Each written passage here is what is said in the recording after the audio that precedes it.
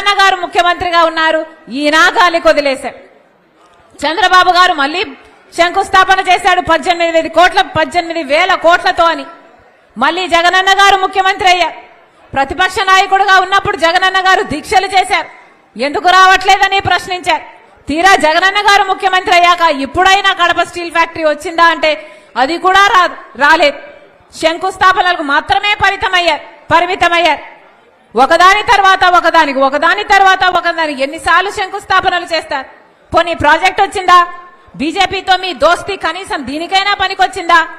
బీజేపీతో చట్టాపట్టాలు వేసుకుని తిరుగుతున్నారు కదా, అటు చంద్రబాబు గారైనా ఇటు వైసీపీ జగనన్న గారైనా. మరి కనీసం ఈ కడప జిల్లాకు కనీసం ఇదైనా తెచ్చుకోగలిగారా అంటే ఇది కూడా తెచ్చుకోవడం చేత కాలేదు అంటే ఇక మరి కడప ప్రజల పట్ల మీకు ప్రేమ ఉంది అని మీరు ఎలా నిరూపించుకున్న వారైతారు అని ప్రశ్నిస్తున్నాం.